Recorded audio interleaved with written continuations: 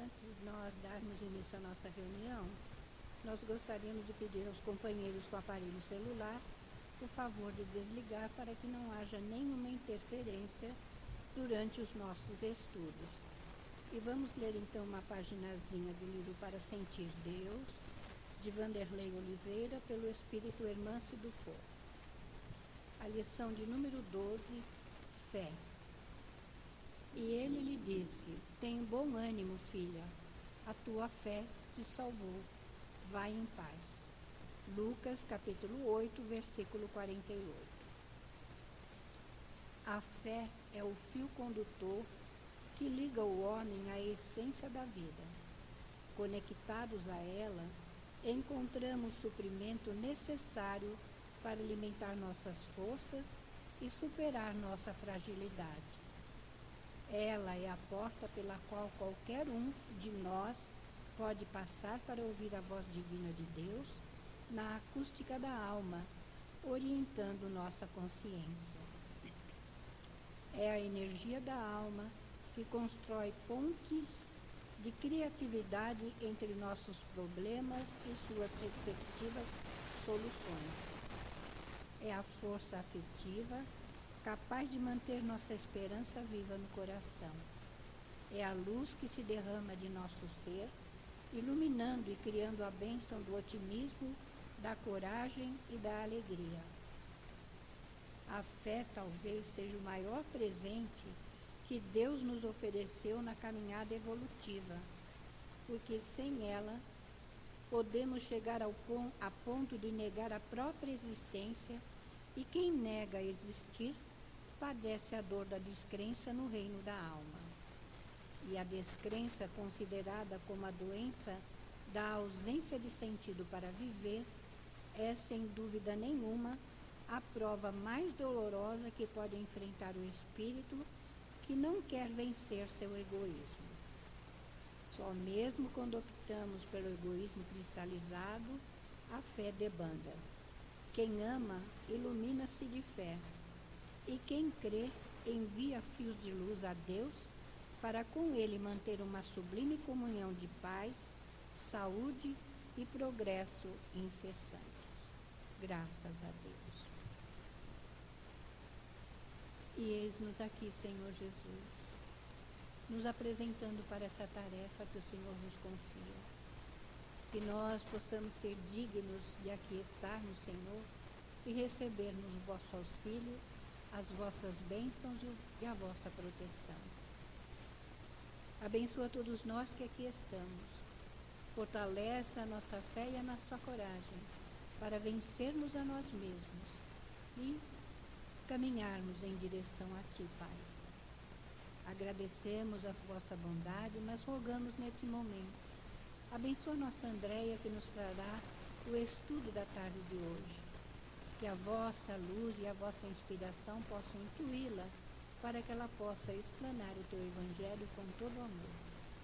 E assim, Senhor, que seja em Teu nome, em nome de nossa Mãe Santíssima, em nome de toda a direção espiritual da Casa do Caminho, mas acima de tudo e sempre, em nome de Deus nosso Pai, que encerrando essa prece, possamos dar início à nossa reunião na tarde de hoje. Que assim seja, graças a Deus.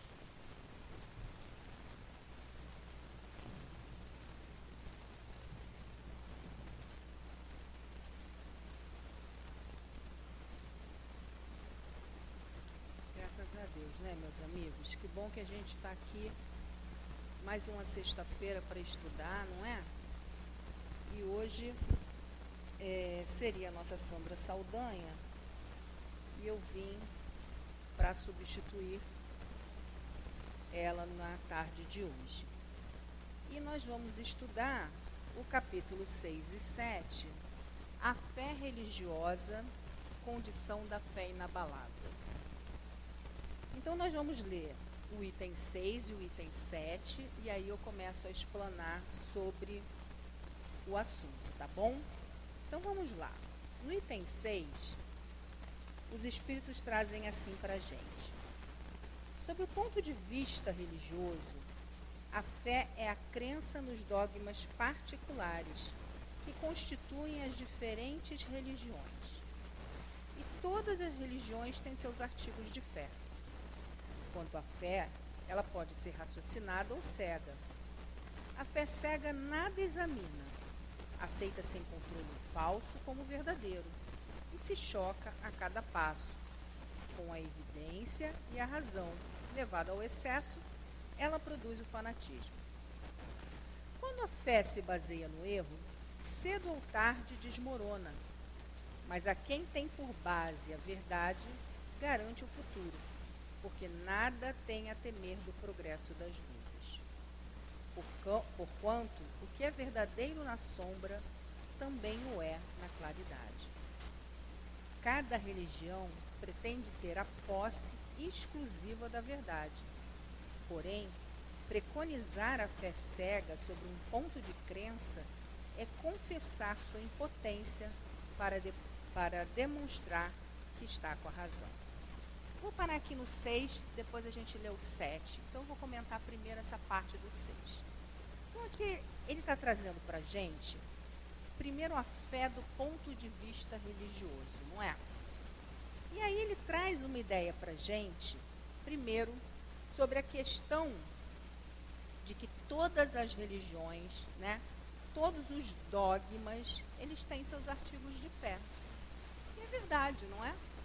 Se nós formos para os católicos, eles lá se prendem muitas vezes nos seus santinhos, né?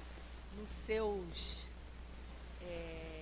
artigos de fé. Uns acendem vela para não sei o quê, outros vão ficar lá. Tanto que isso a gente não deve, até vou fazer aqui um parênteses, porque às vezes nós somos até...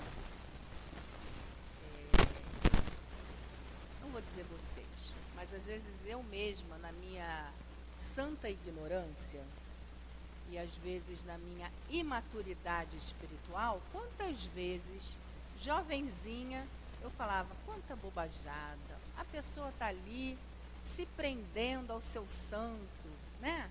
E a pessoa fica ali, bobinha, achando que tudo fica lá presa na imagem. Mas tem pessoas que verdadeiramente se ligam. E o Dr. Herman, várias vezes, quando ele atende uma pessoa e que aquela pessoa não é espírita, ele pergunta para aquela pessoa, principalmente quando ela está passando por momentos muito difíceis na encarnação. A primeira coisa que ele pergunta, se for católico, qual é o seu santo de devoção? Se a pessoa fala lá que é a Nossa Senhora da Aparecida, o que ele fala para a criatura? Ore por ela. Não é ore por ela, né? É ore se ligando a ela. Peça ajuda a ela.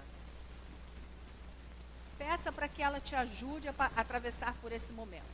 Se isso não fosse importante, vocês acham que Dr. Herman ia perder tempo falando para que a criatura fizesse isso? Porque existe mesmo, né? Essa ligação das pessoas ainda a esses espíritos. Por que, gente? Quem é essa criatura no mundo espiritual? Não é um espírito? Não é um espírito que já caminhou, que já evoluiu? Quantos espíritos estão aqui nos orientando nesse evangelho que não estão lá na Igreja Católica? E a gente não se liga a eles no momento de desespero, nos momentos de dor e desespero? Então, também na doutrina espírita, nos momentos de dor e desespero, nós também nos ligamos a esses queridos. Vou pegar aqui um exemplo muito claro. Nós temos 2 companheiros aqui na casa que fazem o encontro de Bezerra. E todos os momentos difíceis, e olha que eles já passaram por muitos momentos nessa encarnação. A nossa Marilda já levou tombo, que quase a cabeça dela né, se foi, porque ela passou por uma cirurgia bem complicada, nas vésperas do encontro de Bezerra, tanto que ela nem chegou a fazer. Bezerra estava lá. O Dr. Herman falou, olha, Bezerra estava lá protegendo você. Então eles têm uma devoção a Bezerra, claro que não é maior que a de Deus, mas eles se ligam ao espírito de Bezerra o tempo inteiro. É diferente dos católicos? O que vocês acham? Não é diferente. Então é exatamente isso que o Evangelho está trazendo para a gente, que todas as religiões têm seus artigos de fé. Isso não é problema. O problema é quando a fé ela é totalmente cega. Como assim, Andréia? Quando eu ponho tudo na conta do Dr. Bezerra. Quando eu ponho tudo na conta de Nossa Senhora da Aparecida. E fico esperando que eles façam aquilo que cabe a mim fazer. Porque quando o Dr. Hermann fala assim, olha, minha filha, você tem um santo de devoção? Ou você tem um espírito ao qual você se ligue?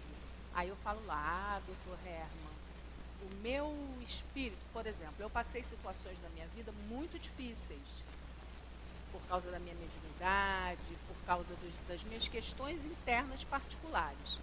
E eu me lembro que na época o Dr. Hermann falou assim, minha filha, eu tenho um retratinho aqui, por acaso era o retratinho dele, e nós vamos emprestar para você. Quando você estiver se sentindo bastante segura, você devolve o meu retrato. E eu fiquei com esse retrato sem brincadeira, por quase 2 anos. Depois de 2 anos eu falei, não, agora eu vou devolver que deve ter alguém que está precisando, né? E eu levei aquele quadro para minha casa e por muito tempo eu dormi abraçada àquele quadro. Por quê? Porque as situações de medo e ansiedade que eu tinha eram tão grandes que ele me dava segurança para eu passar a noite, tamanho o medo que eu sentia durante o período noturno. Mas eu ficava só agarrada ao quadro? Não. Tudo, absolutamente tudo que o Dr. Hermann me orientava, eu ia lá e fazia. Mas era só o que o Dr. Hermann mandava eu fazer que eu fazia? Não. Eu fazia isso, mas eu ia em busca também. Quer dizer, em parte era o que ele mandava eu fazer, né? Porque se não fosse isso... Então, ele me mandou eu procurar psicólogo, eu fui procurar psicólogo. Ele me mandava fazer curso do Evangelho, eu fui fazer curso do Evangelho. Ele me mandava dar palestra, eu ia dar palestra. Ele me mandava ficar internada na casa espírita, eu ficava internada na casa espírita. Isso é fé raciocinada. É a gente se colocar em movimento, é a gente raciocinar, é a gente não só aceitar de pronto aquilo que o Espírito está dizendo para a gente, não é? É a gente vivenciar as nossas questões, mas a gente também ir buscar. Mas, Dr. Hermann, porque eu perguntava, Dr. Hermann, por que isso está acontecendo comigo? Aí ele falava assim, por isso, isso, isso, isso. Mas vai lá estudar no livro dos médiuns, vai lá estudar no livro dos espíritos, que lá você vai entender melhor. E eu ia. Aí dava uma dor de barriga. Aí eu ia chorar lá na sala dele. Mas, doutor Hermann, quanto tempo mais eu vou passar por isso? Aí ele virava para mim e falava assim, você acredita em mim, minha filha? Acredito. Você acredita em Deus, minha filha? Acredito. Agora vai lá estudar a lei de Deus. Você acredita que Deus é justo? Acredito, minha filha. Então vai lá estudar a justiça divina. E aí ele me dava dever de casa. Então, isso é a gente construir. Isso eu não estou falando só de mim, não. Eu estou falando de todos nós que estamos aqui nesse processo. Estou dando meu exemplo porque eu não posso trazer o de vocês aqui, tá? Então, isso é a gente fazer essa construção da nossa fé raciocinada.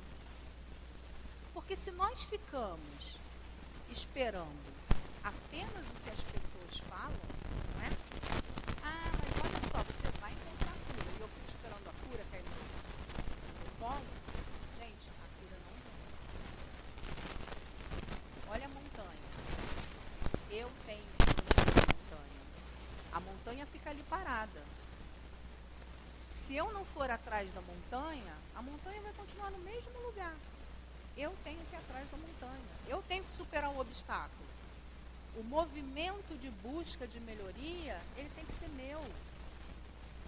Olha o capítulo que Jesus ensina para mim. Buscai e achareis. batei e a porta vos abrirá. Então a fé, ela é um movimento que depende de mim, que depende de nós.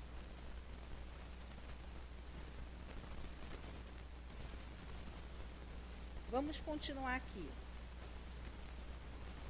Aí ele fala assim: a fé cega nada examina. Concorda? A fé cega, ela aceita tudo de pronto. Então, quando a gente acredita tudo de pronto, quando a dor vem, eu falo assim: meu Deus, mas o Senhor dizia para mim que não ia me desamparar. O que aconteceu que eu fiquei desamparada? Deus não desampara. De repente, eu é que não entendi nada do negócio. Porque eu fiquei ali na superfície. Tem uma historinha muito interessante, eu não vou lembrar de contar para vocês ao pé da letra, mas é uma historinha que tem no livrinho, que fala sobre um mestre que estava lá com seus aprendizes, e eles tinham saído o dia inteiro para cavalgar, né? Cavalgar não, para ensinar, só que chega uma hora de noite que eles têm que descansar. E aí, ele vira para os seus aprendizes, o seu mestre, e fala assim: está na hora da gente descansar, vão lá, amarre os cavalos para depois amanhã a gente continuar a viagem. O ajudante, muito esperto, falou assim: meu mestre é muito inteligente, ele deve estar me testando. Isso é pegadinha. Pegadinha não se falava no tempo desse mestre, tá? Pegadinha é complemento da história. Vocês vão ver que a história é totalmente adaptada. Essa história existe, ela está no livro contada com outras palavras. Esse mestre é muito inteligente, ele tá me testando. E aí, o que ele faz? Vou amarrar nada nessa pedra. Eu vou deixar desamarrado, porque ele está me testando. E foi dormir. No dia seguinte, eis que ele acorda e vai lá, se achando dono da sabedoria, né? Passei no teste do mestre. Quando ele chega, cadê os cavalos? Onde foram os cavalos? Se você não amarra o cavalo, o que acontece com o cavalo? Ele foge, vai passear. E foi o que aconteceu com os cavalos. Aí ele vira para o mestre e falou assim: você não entende nada de Deus. Você falou para mim uma coisa e tu não entende nada de Deus. Cadê os cavalos? Aí ele virou e falou assim: eu mandei você amarrar. Você não amarrou. Os cavalos seguiram seu rumo. Quer dizer, não tinha pegadinha nenhuma. Não tinha. E não é o que a gente faz. É o que a gente faz. Era exatamente para fazer aquilo que mandou. É que nem a história da cordinha, né? Que sobe aquele alpinista que sobe lá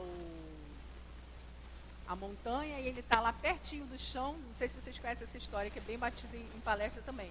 Ele está lá no alto da montanha, segundo ele, a cabeça dele. E aí ele pede ajuda desesperadamente. Meu Deus, me socorre que eu vou cair daqui.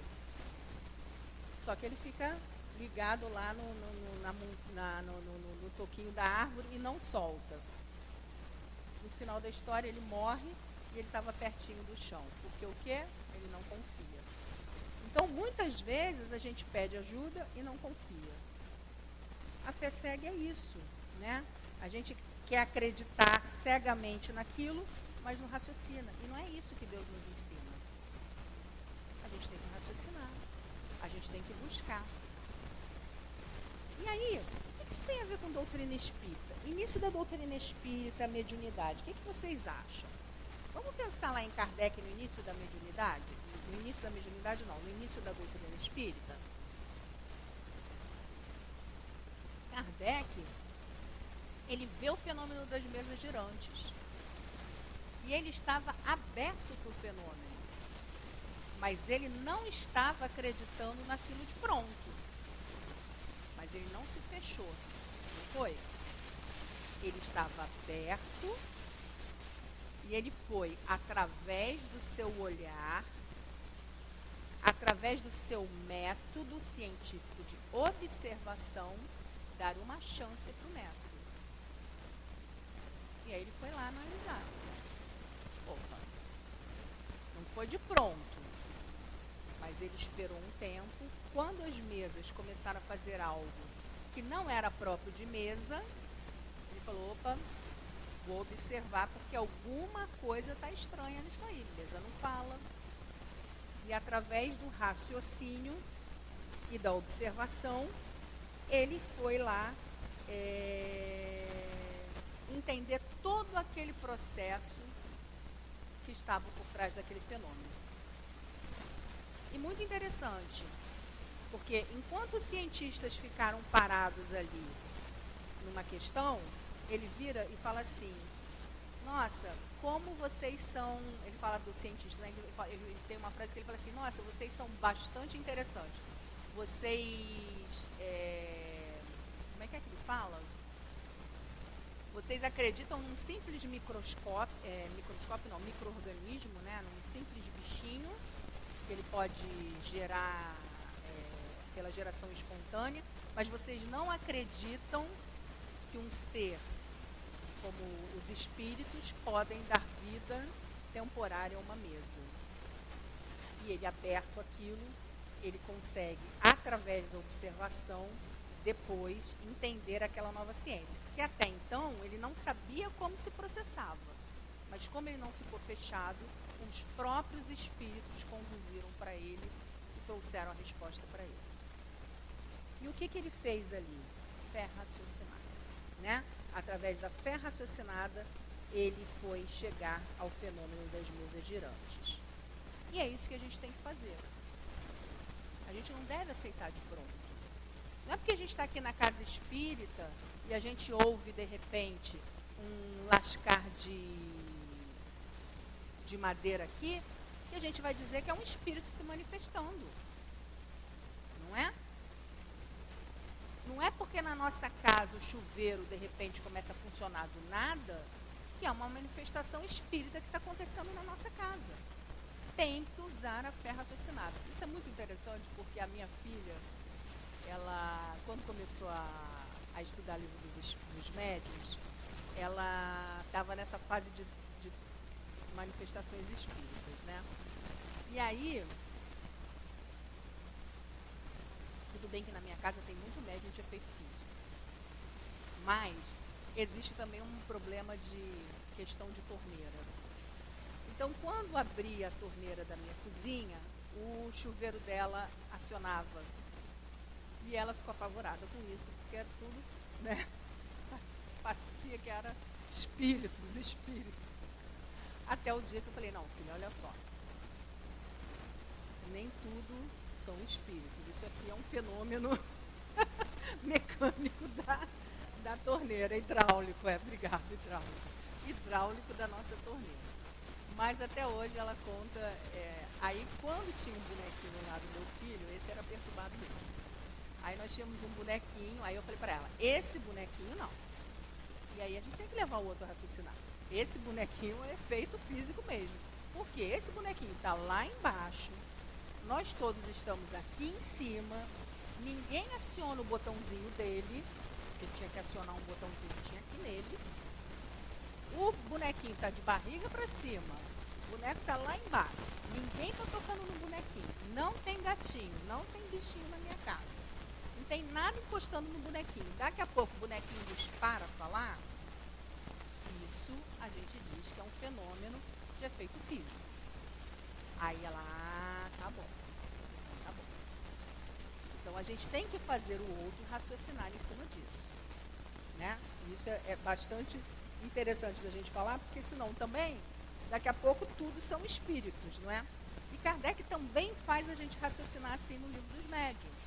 Quando ele faz a gente raciocinar sobre a luz que entra pela janela, que às vezes vem aquela poeirinha, né?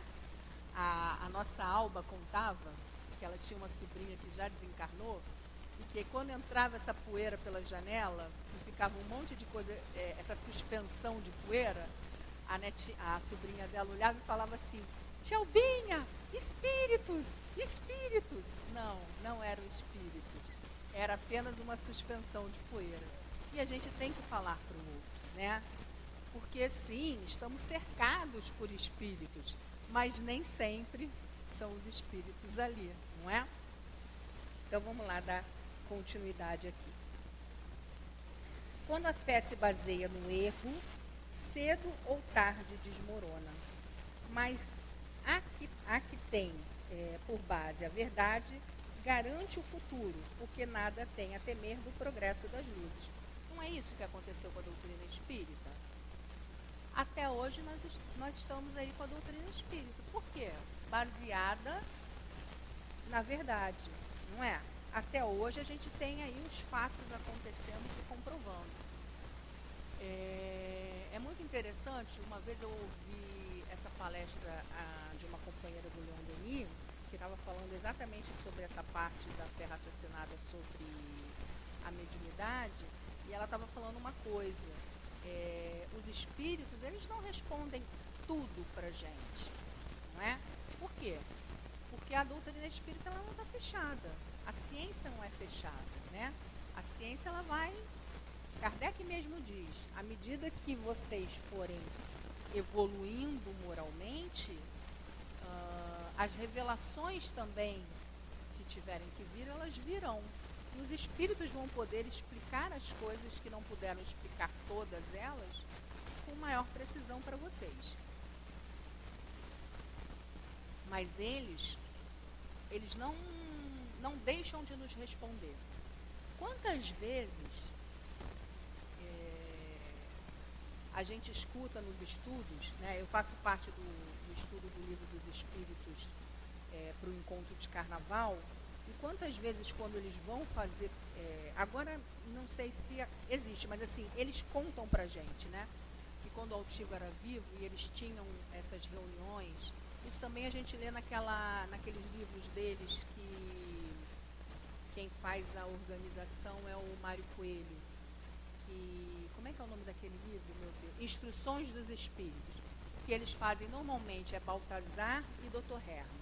E ali eles perguntavam para esses espíritos, né, sobre essas questões. Quantas vezes a gente vê isso e quantas vezes a gente vê no próprio Evangelho, no próprio Livro dos Espíritos, o que os espíritos falam para a gente? Quando eles não podem responder uma questão para a gente, eles não nos deixam sem resposta. Eles falam só que naquele momento nós não temos condição de entender a resposta, que agora não é o momento de saber a resposta. Por quê? Porque a nossa linguagem ainda a gente não tem entendimento para ela, mas que à medida que caminharmos moralmente, à medida que evoluirmos, nós teremos, se for da vontade de Deus, o conhecimento daquela verdade. E quantas coisas no tempo de Kardec, com o avançar também, não só da nossa moral, mas com o avançar da própria ciência, já nos foi permitido entender. Né? E o que é isso? O que é isso? É a própria fé raciocinada. Então, eles fazem a gente compreender dessa maneira. Não é trazido assim pra gente, ó, isso aqui é assim, ó, agora você aceita. Não, eles fazem a gente entender. Não é dado nada pronto pra gente, tá? Então, vamos lá. Cada religião pretende ter posse exclusiva da verdade. E aí a gente vai ver mais de um capítulo aqui no Evangelho falando, ninguém é dono da verdade. Ninguém é dono da verdade. O Espiritismo não é dono da verdade. O catolicismo não é dono da verdade. Quem é dono da verdade? É Deus. A verdade está com Deus. A verdade, ninguém...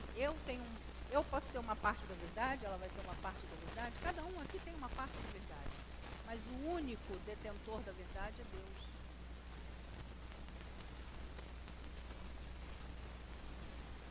O que o Espiritismo tem de vantagem, que a gente costuma dizer sobre as outras religiões, é justamente nos fazer pensar, justamente é nos fazer raciocinar, é trazer coisas que outras religiões não puderam trazer. significa que as outras religiões não façam as pessoas chegarem no mesmo caminho. A gente tem que entender isso, gente, porque olha só, a doutrina espírita foi feita para nós que estamos aqui, que somos espíritos muito mais exigentes, muito mais contestadores. Então Deus, vamos dizer assim, criou a doutrina espírita para nós, que precisávamos disso. Agora, quem está no catolicismo é porque essa é a linguagem que Deus encontrou para falar aqueles corações. Então não existe a melhor religião. Existe a religião que liga aquela criatura a Deus. Vocês compreendem isso? Porque senão a gente começa a fazer com a religião também um artigo, né? Um artigo de que esta é a melhor, aquela salva, aquela não salva. Vamos ler o Evangelho. Senão a gente teria no capítulo do Fora da Caridade não há salvação, a gente não teria esse capítulo. Fora da caridade não há salvação. A gente teria fora do Espiritismo não há salvação. E a gente vai lembrar que não é assim o capítulo. E aí a gente vai lembrar também que a gente teria uma parte que seria fora da verdade não há salvação. Mas se a verdade está com Deus, não está com o Espiritismo, não está com o catolicismo, a verdade é de Deus. Então nós, no Espiritismo, não somos os donos da verdade. Agora, temos uma oportunidade dentro do Espiritismo de trabalhar no bem, de fazer um movimento. Temos. Por quê? Porque a base do Espiritismo, ela é muito em cima do trabalho da caridade. Agora, significa que eu não posso fazer caridade sem religião? Não significa isso. Significa que eu não posso fazer caridade no catolicismo? Não significa isso. A gente tem que começar a derrubar esses muros que a gente cria entre as pessoas. A Deusa, num desses estudos que a gente fez para o encontro de carnaval, ela estava falando isso no momento do desencarne. Sobre, eu acho que ela estava falando até daquele senhor que era marido da Amália. Como é o nome dele? Paulo Cordeiro. Obrigada. Então, dizendo que assim, ela estava contando uma história em relação ao Paulo Cordeiro sobre a questão que ele é um espírito que lembrava muito a questão daqueles espíritos, não é árabe não, mas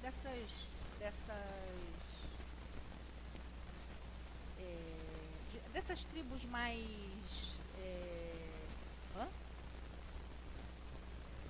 não era muçulmano não, mas eram umas tribos mais diferentes, que agora eu esqueci. E aí querendo dizer que cada um de nós, quando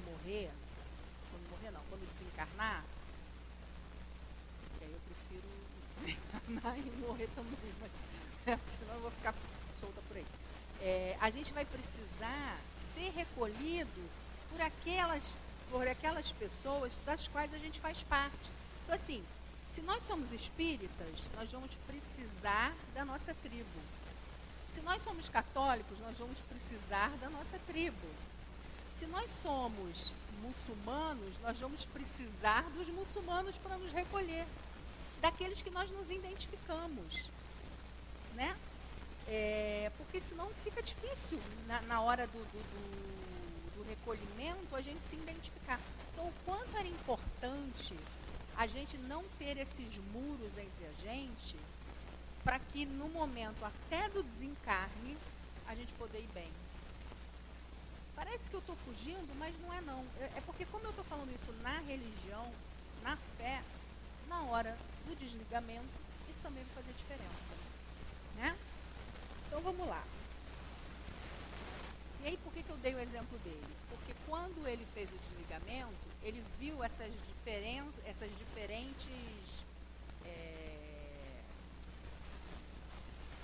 Ela usou o termo de tribo, tá? Mas não é tribo no sentido, vocês estão entendendo, essas diferentes sei, exatamente. Então vamos lá, aí continuando aqui. Aí no item 7, o item 7 eu não li ainda para vocês, então eu vou lendo e comentando, tá? E aí ele continua assim: disse vulgarmente que a fé não se receita. Daí muitas pessoas afirmarem que se não tem fé não é por sua culpa. Sem dúvida, a fé não se receita.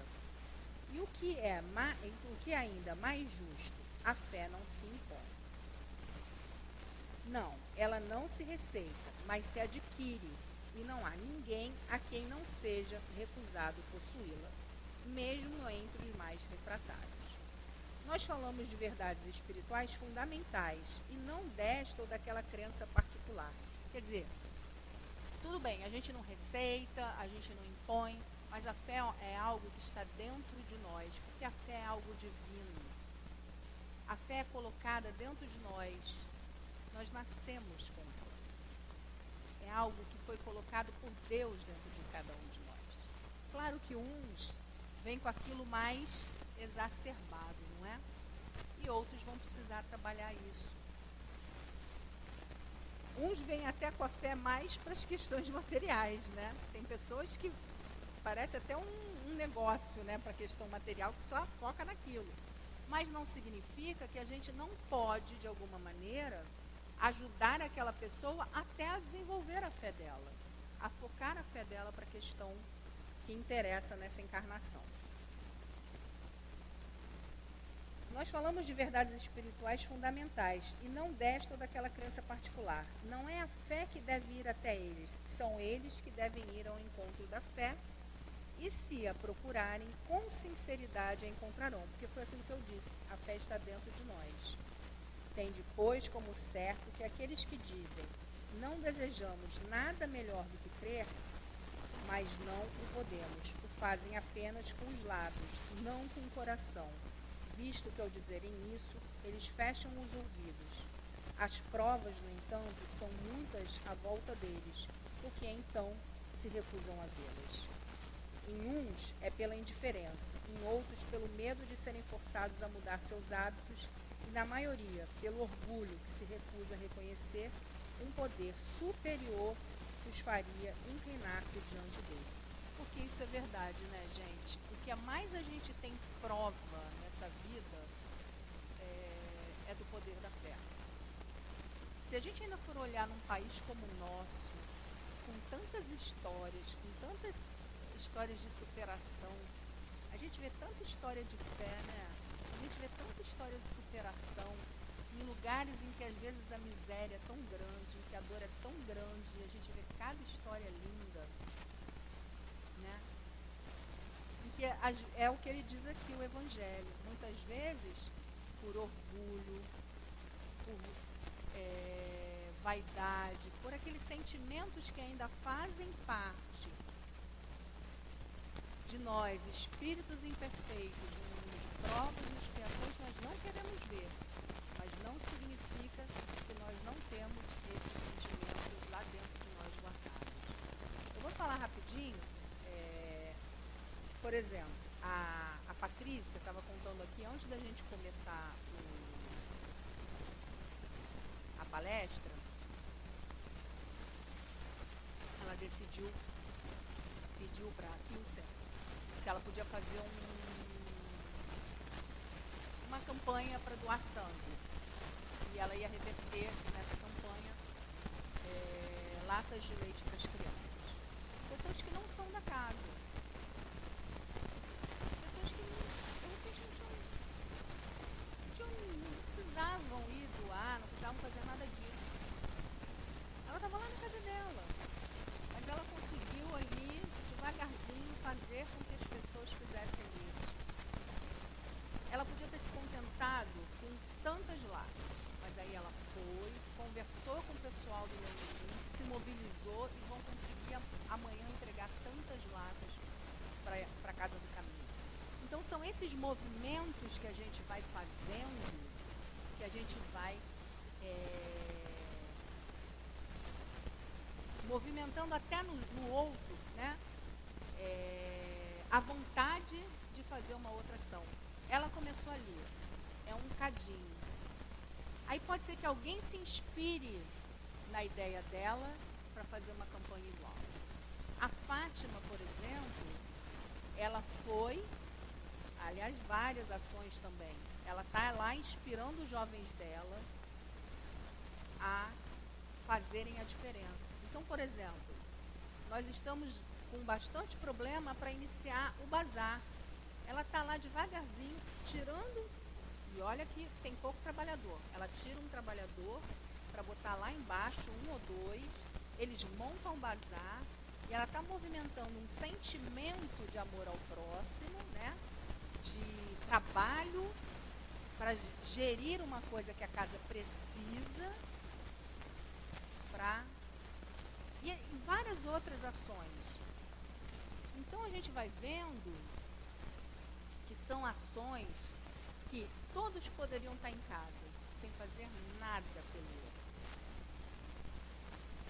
E aí isso inspira, sabe, sai daquela coisa de que, esse mundo, isso é você dar vitamina de fé no coração dessas pessoas. De que, não, esse mundo está ficando diferente. Isso é pré-raciocínio, vocês compreendem? É diferente da gente ficar esperando que governos, políticas, não que essas coisas não tenham que acontecer, gente, mas nós podemos ensinar as pessoas a fazerem diferente. Porque olha só, no meu WhatsApp, o que mais tem é bala perdida no Jordão, bala perdida na Praça Seca, bala perdida não sei aonde, o Rio de Janeiro está horrível, não sei quem vai ser preso, não sei não sei o que lá, a máscara vai voltar. São notícias muito desanimadoras. Quando você vira e pega uma campanha, você pega e fala para um jovem que pode fazer, você está dando vitamina de fé, vitamina de que pode fazer um mundo diferente. Olha, Deus está olhando por você, meu amigo. Você pode fazer a diferença da construção de um mundo melhor. É assim que a gente tem que pensar. Vale a pena você trabalhar aqui, vale a pena você trabalhar. Sabe, é mostrar que as crianças lá vai fazer diferença essa lata de leite. É vocês estarem fazendo esse movimento, em vez da montanha ficar lá parada, é vocês estarem fazendo a caminhada até a montanha. Né? Isso é muito bacana. Isso é muito bacana. Isso movimenta essa fé que ele diz aqui. Esse sentimento fica lindo, né? Então a gente precisa dessa motivação, porque nós somos motivados. Mas se não tem alguém que fica lá, vamos lá, vai lá doar. Aposto que a Patrícia ficou lá no... Estou botando Patrícia porque Patrícia fez isso agora, mas aposto que a Fátima também faz assim, e alguns de vocês também faz. Fica lá, vamos lá. Quem é que quer se candidatar? Quem é que quer doar? Quem é que pode não sei o quê? Gente, é motivar as pessoas, não é? A gente motiva para tanta besteira. Vamos motivar para uma coisa boa, né? Então a fé ela precisa ser motivada dentro de nós. Porque eu vou falar um negócio para vocês. Motivar para besteira a gente é bom. Porque é o que eu estou falando para vocês. O WhatsApp da gente vive lotado de notícia caótica. Então vamos motivar para coisas interessantes. E aí, ele continua assim. Entre algumas pessoas, a fé de alguma forma parece inata. Olha o que eu falei. Para um está lá, mas para outro parece que a pessoa nasce vitaminada, né? Já nasce que a pessoa... Vou até dar um exemplo. A Cissa Guimarães, gente. A mulher perdeu um filho, não só ela, mas outras pessoas, mas assim, a Cissa Guimarães, ela fazia um programa sobre fé no GNT, que a mulher falou que perdeu, que sofreu muito e tal, mas aquela mulher, antes de perder o filho, ela já era uma vitaminada na fé.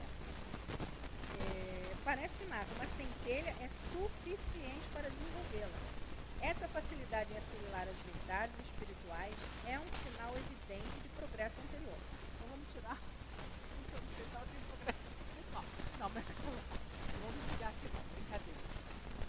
gente vai pensar em tantos espíritos. Gente, Chico Xavier, quando ele falava lá, bota uma aguinha.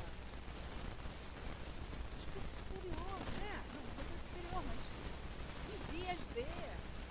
Porque quando ele falava, aquela coisinha esmirradinha, né?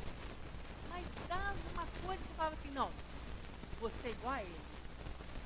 É a água só. Você até acreditava que aquela água ali era poderosa, não acreditava? Pessoas assim. Gente que você fica na fila só para tocar, para ver se aquele negócio que você tocar vai contaminar, não é?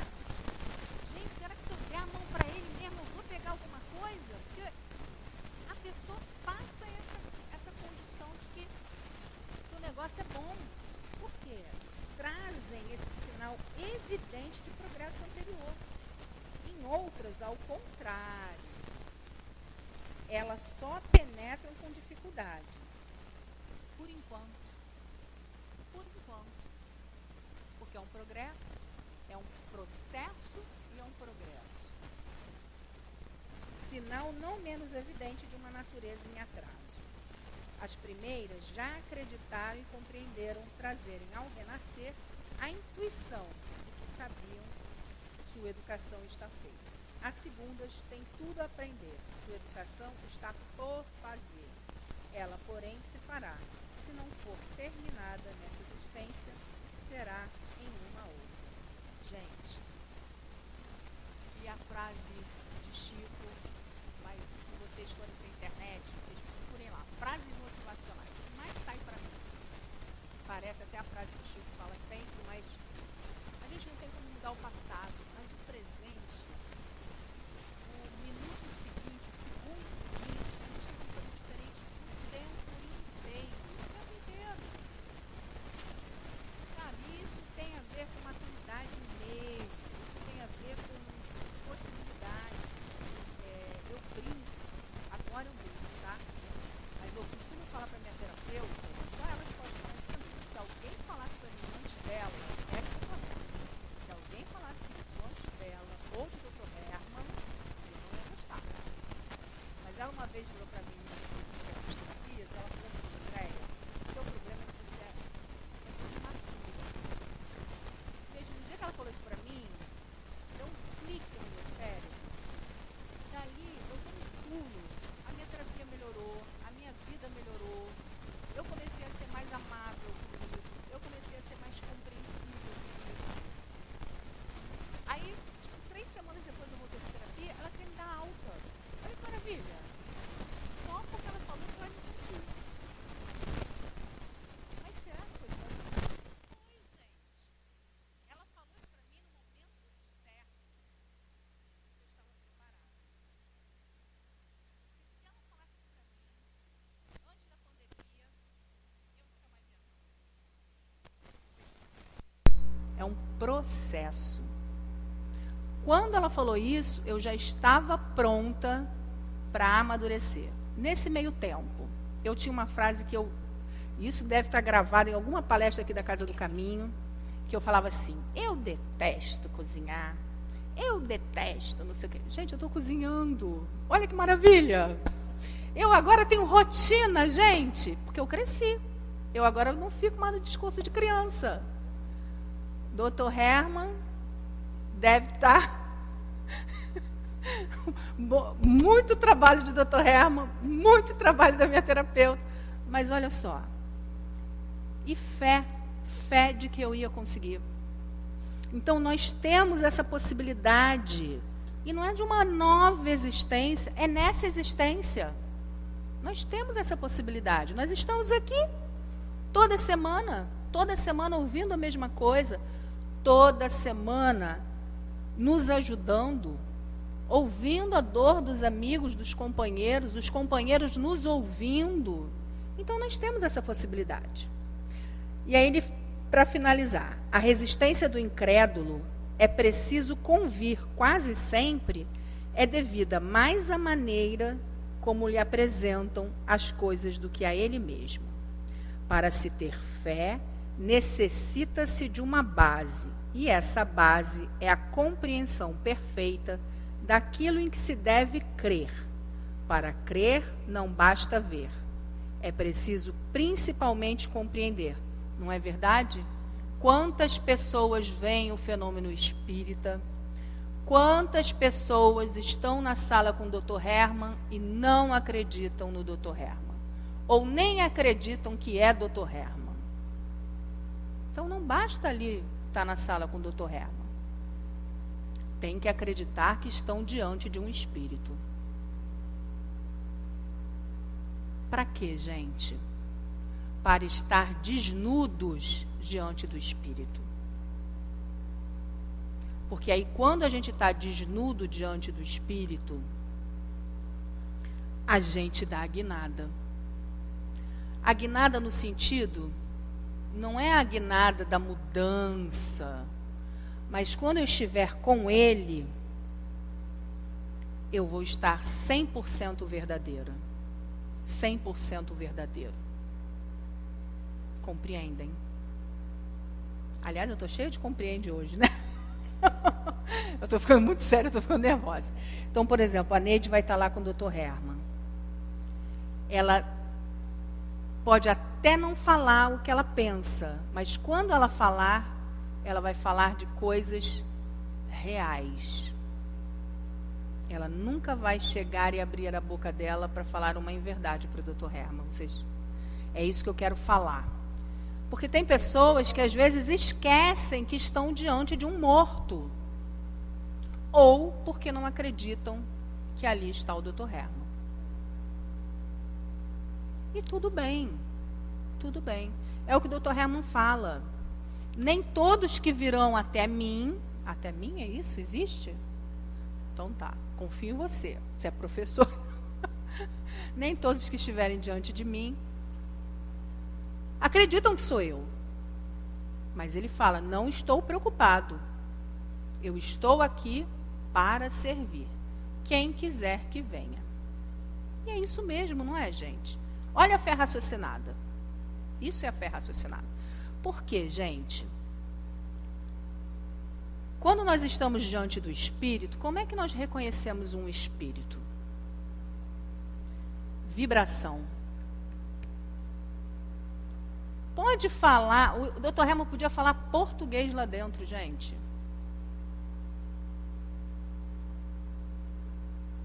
Não teria problema nenhum. Porque ao abraçar a Neide tem que reconhecer no Dr. Hermann a vibração. Outra coisa, a Neide tem que reconhecer nas orientações do Dr. Hermann o poder superior daquilo que ele está orientando. Não é? Vamos combinar. Hoje sou eu a médium. Anteriormente era a Alba. Mas qual o conhecimento que nós temos de determinadas coisas? A Alba não está aqui para falar, mas eu tenho de nutrição. Fora esse, não tenho muito para dar para vocês não, viu? Hã? Mas está em desenvolvimento, está em desenvolvimento. Eu esqueço até das historinhas da evangelização. Imagina se eu tivesse que falar o sábado inteiro ali com o Dr. Hermann. O Dr. Hermann ia trocar o nome de todas as histórias dos espíritos. Ia ficar difícil, mas vamos lá. Então, para a gente finalizar, ele vai dizendo aqui: a fé cega não é mais deste século. Ora, é precisamente o dogma da fé cega que causa atualmente o maior número de incrédulos, porque ela quer se impor, porque ela exige a abdicação de uma das mais preciosas prerrogativas do homem, o raciocínio e o livre-arbítrio. É contra essa fé, sobretudo, que se revolta o incrédulo, o que confirma a afirmativa de que a fé não se impõe. Não admitindo provas, ela deixa no espírito um vazio de onde nasce a dúvida. A fé raciocinada, que se apoia sobre os fatos e a lógica, não deixa nenhuma obscuridade. A pessoa crê porque tem a certeza, e só tem a certeza porque a compreendeu. Eis porque essa fé não se dobra, visto que não há fé inquebrável, senão aquela que pode encarar frente a frente a razão em todas as épocas da humanidade. E aí me fez lembrar de uma situação que ocorreu agora há pouco tempo com o Dr. Herman diante de uma mãezinha que perdeu o seu filho. A mãe veio, e eu achei tão bonito da parte da mãe, que ela veio para o Dr. Herman e falou assim: Dr. Herman, eu estava muito chateada com o senhor. E aí o Dr. Herman virou para ela, abraçou ela primeiro, né, e falou assim: minha filha, não tem problema você estar chateada comigo, não. Nós compreendemos a sua dor. Você pode ficar chateada com o Dr. Herman, não tem problema não. E aí ela falou assim: Dr. Herman, eu não entendo. Olha como que é a fé raciocinada, por isso eu estou trazendo o exemplo, tá? E aí ela falou assim: Dr. Herman, não entendo, porque o senhor disse para mim que o meu filho ia ficar velhinho cuidando de mim. Aí o Dr. Herman olhou para ela, abraçou ela e falou assim: minha filha, como poderíamos dizer para você que o seu filho partiria? Seria muito cruel com a mãe. Não poderíamos. Agora, dizemos assim para você: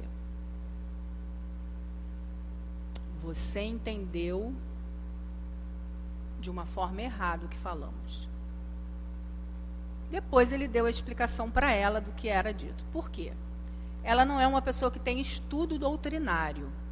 Então, muitas vezes, também as pessoas compreendem o que é dito pelo Espírito sob uma ótica.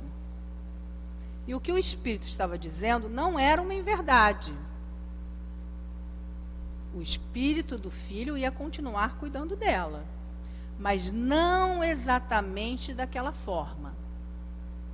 E não significava que ele não ia cuidar dela velhinha. Ele ia cuidar dela velhinha, mas não com o nome dele nessa encarnação. Mas ele retornaria, iria cuidar dela na velhice sim, mas sob outro nome. Então o que o Dr. Herman quis dizer? Ele não podia trazer a história toda completa para ela, naquele momento. Ela naquela época vivia sob uma dor muito grande, uma luta muito grande sobre aquele espírito. Não podia trazer.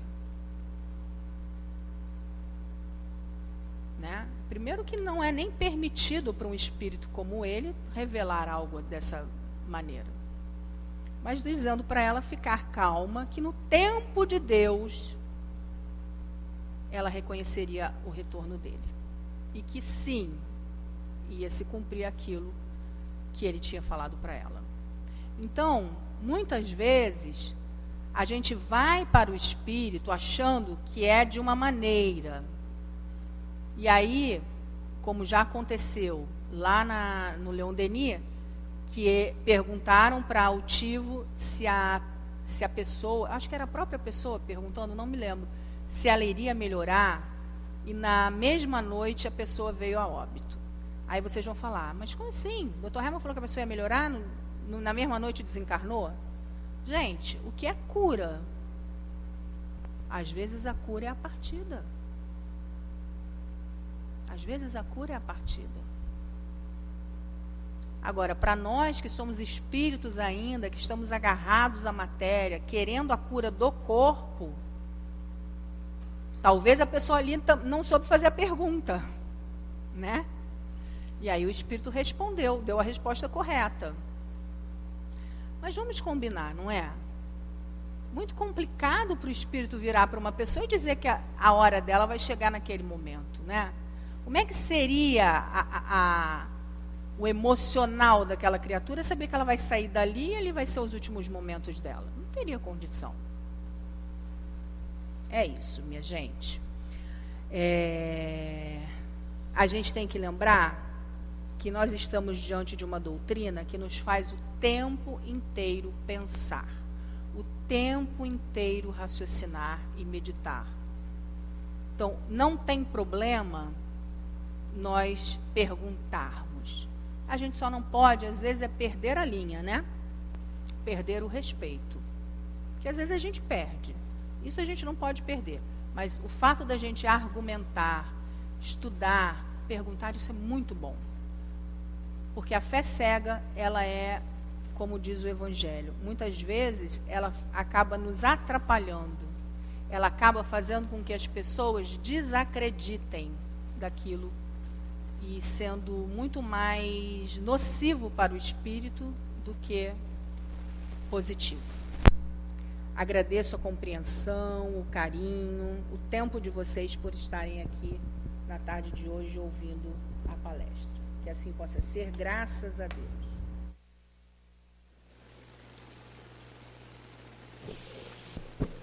Agora vamos passar para o livro Fonte Viva, pelo Espírito de Emmanuel, psicografia de Francisco Cândido Xavier.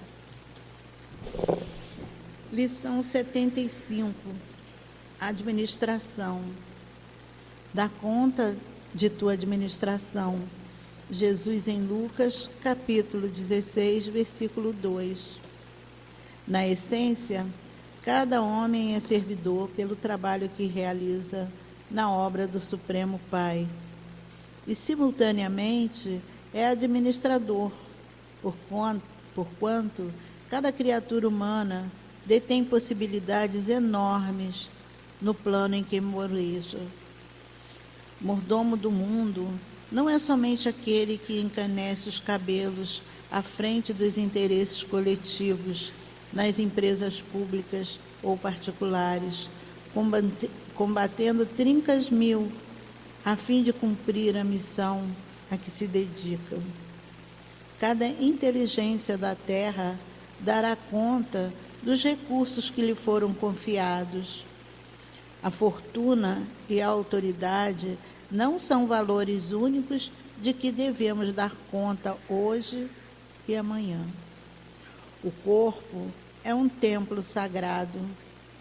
A saúde física é um tesouro. A oportunidade de trabalho é uma bênção.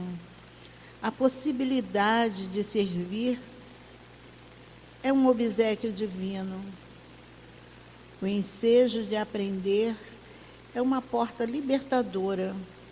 O tempo é um patrimônio inestimável. O lar é uma dádiva do céu. O amor, o amigo, é um benfeitor. A experiência benéfica é uma grande conquista. A ocasião de viver em harmonia com o Senhor, com os seus semelhantes e com a natureza é uma glória comum a todos. A hora de ajudar os menos favorecidos de recursos ou entendimento é valiosa. O chão para semear, a ignorância para ser instruída e a dor para ser consolada são apelos que o céu envia sem palavras ao mundo inteiro. Que fazes, portanto, dos talentos preciosos que repousam em teu coração, em tuas mãos e no teu caminho? Vela por tua tarefa no bem diante do Eterno, porque chegará o momento em que o poder divino te pedirá: dá conta de tua administração. Graças a Deus. Agora os médios irão se posicionar para o momento do passe.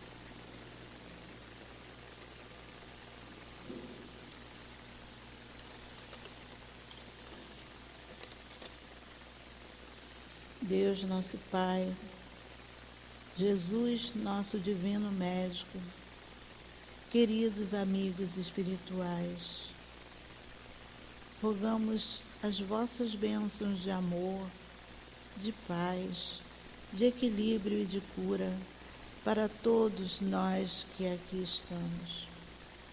Que os bondosos amigos espirituais encontrem em nós a disposição para o bem.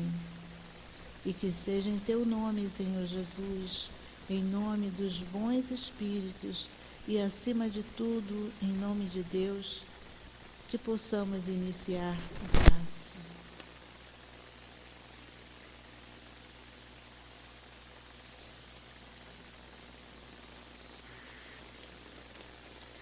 Dá conta de tua administração. Jesus em Lucas, capítulo 16, versículo 2. A mensagem de Emmanuel, através dessa lição, nos diz que cada homem é servidor pelo trabalho que realiza na obra do Supremo Pai. Deste modo, ele nos alerta sobre a nossa responsabilidade diante da vida na Terra. Cada inteligência na Terra dará conta dos recursos que lhe foram confiados. Ninguém recebe talentos da vida para escondê-los. Nascemos com todas as possibilidades para realizar o melhor.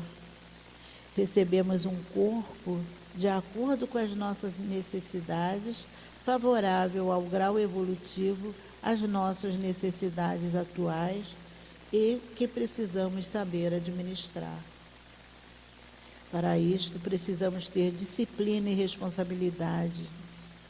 O corpo é o nosso instrumento de trabalho, que precisamos cuidar, e é o nosso templo sagrado, que precisamos ter gratidão a Deus por essa encarnação, por essa oportunidade de trabalhar e servir no bem. A nossa doutrina espírita oferece visão ampla, não simplesmente acúmulo de conhecimento, mas também de aprendizado moral. Daí a responsabilidade que dá a afirmação do Espírito de verdade. Espíritas, amai-vos, e este é o primeiro ensinamento. Instruí-vos, este é o segundo. Para a doutrina espírita, o conhecimento resulta do esforço individual, favorecido pela lei do progresso, pela aquisição de experiências vividas nas sucessivas reencarnações, pois nós fomos criados para progredir ao longo da nossa caminhada evolutiva. As conquistas e aprendizados adquiridos em vida sempre farão parte do nosso futuro e prosseguirão por toda a jornada pessoal de cada um de nós. Então caminhamos com essa certeza em busca da nossa libertação, a fim de cumprirmos bem a missão que escolhemos. Caminhemos para que jamais percamos as oportunidades das experiências benéficas e de uma grande conquista. Desse modo precisamos nos perceber e modificar nossos pensamentos, nossos sentimentos, as nossas palavras e atitudes. E assim vamos, a cada dia, a cada situação, cada momento de nossa passagem, vamos construindo hoje um amanhã cada vez melhor.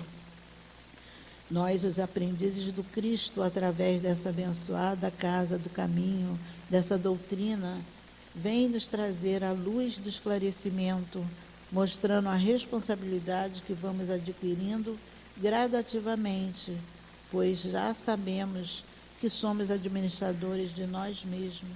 Já devemos e podemos direcionar muitos benefícios, auxiliar os que nos rodeiam, oferecendo os talentos materiais, morais, de que já possuímos.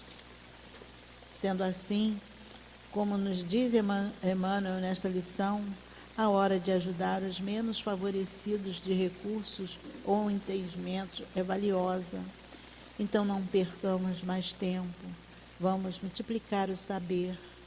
Podemos nos servir dos conhecimentos que já conquistamos e dividir com quem tem sede de conhecimento, sede do saber, esclarecendo-os, tirando-os da ignorância em que se encontram, para que possamos cada vez mais colocá-los em prática e, desse modo, vamos propagando o progresso do conhecimento espiritual. Emmanuel conclui nos lembrando: vela por tua própria tarefa no bem diante do Eterno, porque chegará o momento em que o poder divino te pedirá: dá conta de tua administração. Pensemos nisso e prossigamos em nossa jornada de aprendizado, utilizando os nossos talentos, fazendo bom uso, servindo com boa vontade, com bom ânimo, com fé e responsabilidade, exatamente como fez o administrador previdente na parábola dos talentos, narrada por Jesus. Graças a Deus.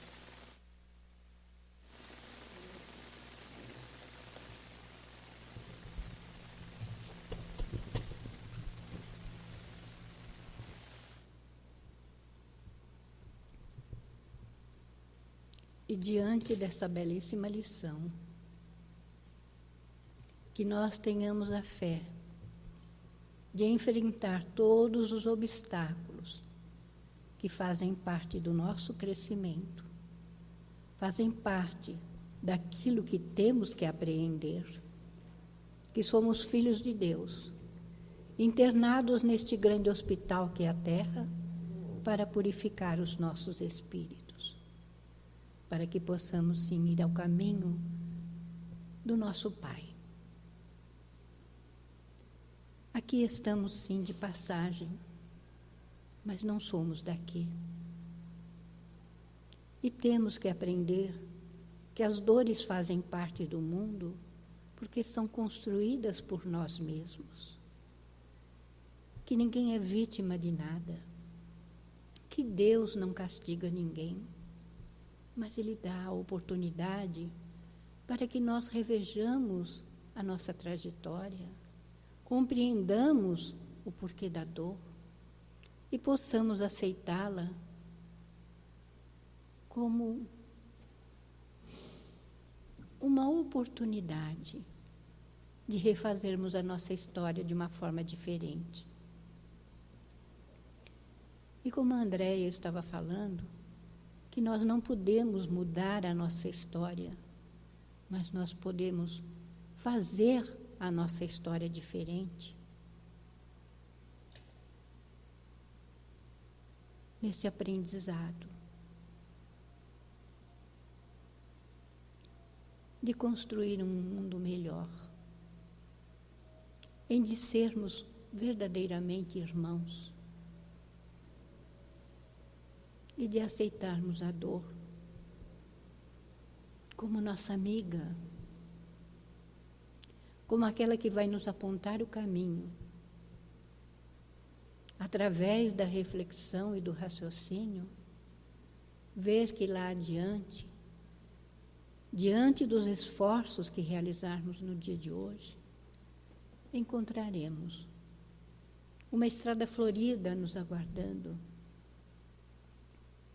E de todos esses benfeitores que nos acompanham, que nos intuem, que vibram e velam por nós, estarão nos aguardando. Então vamos fazer a nossa parte com bastante fé, com bastante compreensão.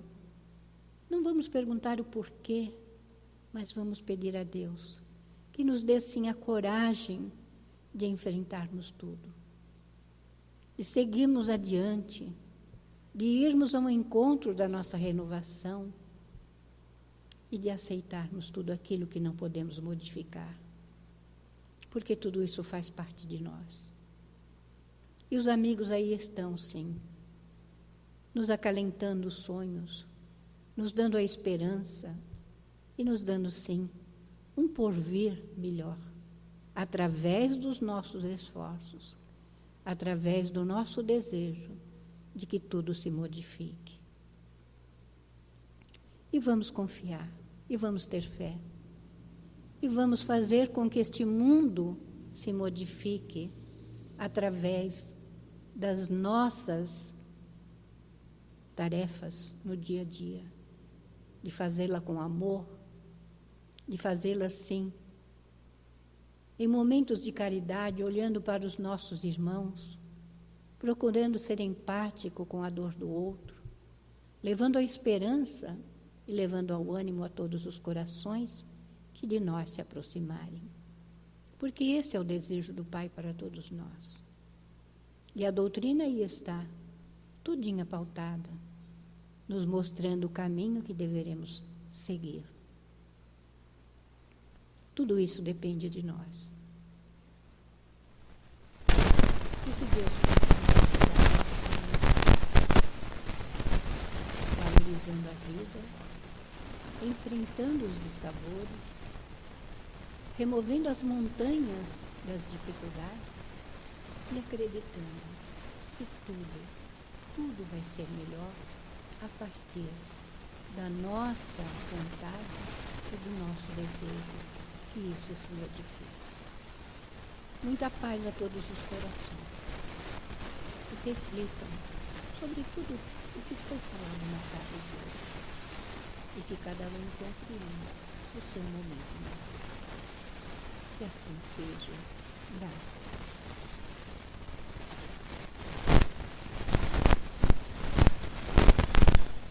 Amado Mestre Jesus, agradecidos estamos por mais esta oportunidade de aprendizado e reflexão desta doutrina, que nos convida ao estudo, ao trabalho no bem e à verdadeira transformação interior.